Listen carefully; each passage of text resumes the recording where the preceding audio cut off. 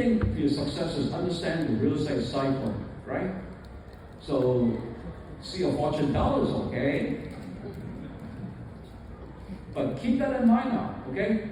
And if you make money, you have to give back to your community. You know, that's why I've been doing a lot of volunteer work, did a lot of things, especially in the Filipino community, the White Power. I built the White Power Community Center.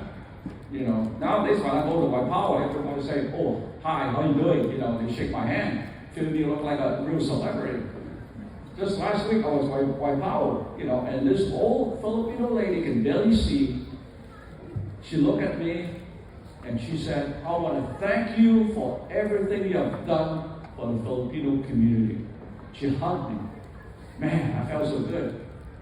And when she left, she said, "I want you to keep up the good work now, Mr. Cayetano." Thank you.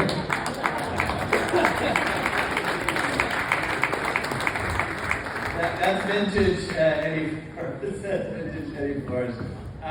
Thank you. Once again, please, let's give it up to a legend here in Hawaii. He's the man that epitomizes, you know, the American dream, coming over here as an immigrant and being able to build the businesses that he did.